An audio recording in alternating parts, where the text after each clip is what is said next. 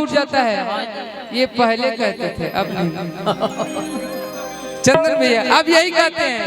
एक लड़के ने हमसे कहा कि जाओ ये बददुआ तो बेटा ये बददुआ ही सही, आज के बाद किसी के प्यार में सुकून न मिलेगा। ये बददुआ तो बददुआ सही, आज के बाद किसी के प्यार में सुकून न मिलेगा। अरे हमरो नाम बिक्कू है, हम भी हंस के कनिया जाओ। किसी के गलियों में रहो, सिवाय बिक्कू के बाहों में किसी में जुनून न मिलेगा।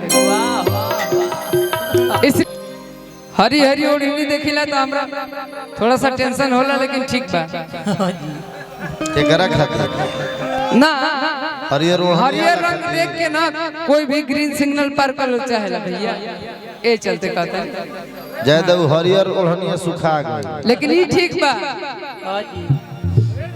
ऑरेंज रंग बा ना, यहाँ केहू पार ना कर सकता है, कबो भी रुक जाई। अगर एने ओढ़नी के रंग हरियर बा, अरे की ओढ़नी के रंग हरियर बा, अरे बुझल लाइन क्लियर ना, इसीलिए अभी है ना ब्लू है। अरे की गुलू गुलू गलिया तो हर असड़िया बुलू बुलू। एक बात कहते हैं कि जरा सी पाने की चाहत में बहुत नौजवान भाई लोग चल गए बा। अब जे बात सुने वाला बा, नौजवान रहते तो हमें को गाना सुनाते उ लोग के। अरे की राजा जी लेकिन मेरे भाई सब हैं। अरे कित सुनो ना कुछ कह भैया देते रहे हैं, अरे महफिल में मजा भैया लेते रहे।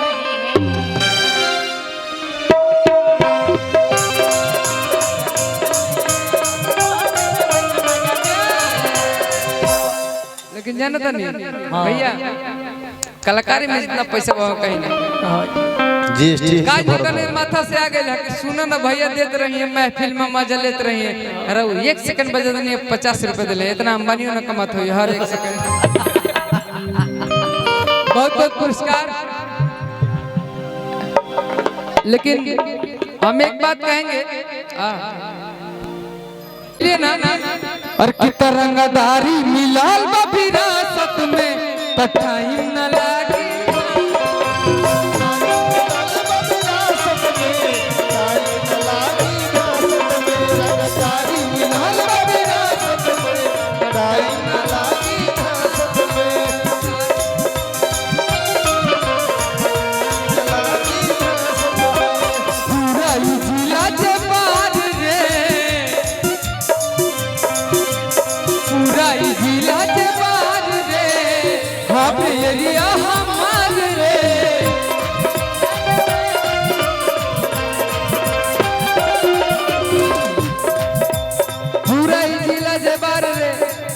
हवेरिया शिवानी तहार रे का चंदन भैया, चंदन भैया पूरा ही जिला जेबार रे, हवेरिया शिवानी तहार रे। पूरा बीती जीवन तो रसा सत में, पूरा बीती जीवन तो रसा सत में, रंगदारी मिलल बा विरासत में, टाइम न लागी दासत में। रंगदारी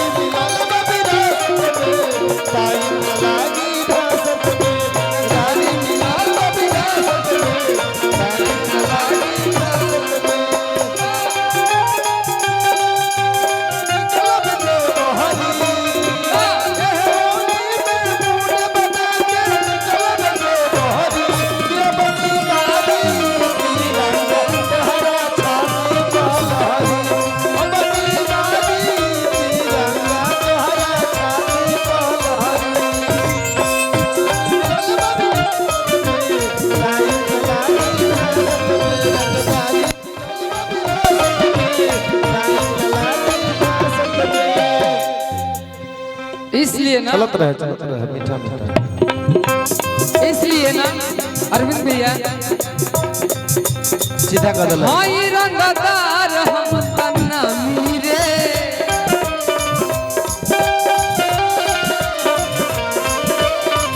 नेता या विधायक ठोके सलामी रे।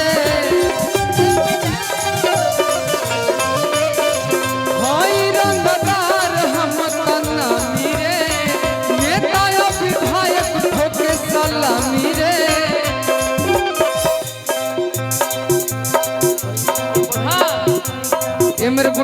हैं ये खाली प्रॉपर्टी को डील करते हैं। कबो कबो भाई पे भी आशीर्वाद दे देते हैं। तारा पर तो हमारा ध्यान शुरू से बात चंदन भैया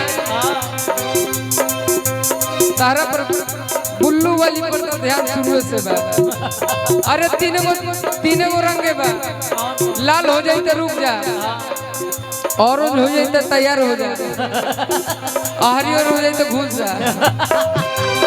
लेकिन बुल्लू के कोनो जगह बा मतलब बहुजन समाज पार्टी में ना।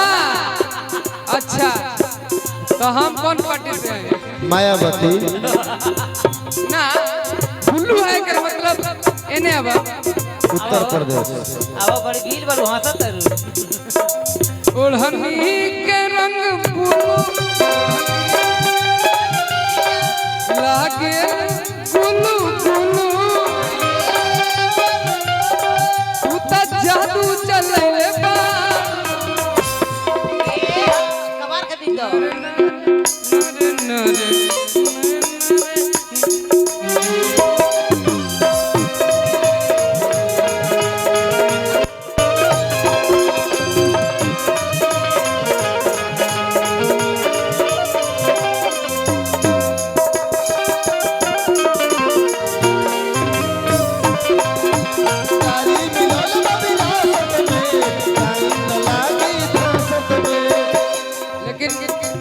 एगो ऐसा आदमी है ना परसों चंदन भैया हम गावत रहे था हमरा कहले कि रुको हम लिखा है रुको हमको ले जाए दा जेकरा रोके के हक रहे तो उतना ना है अब केहू रोक सकता।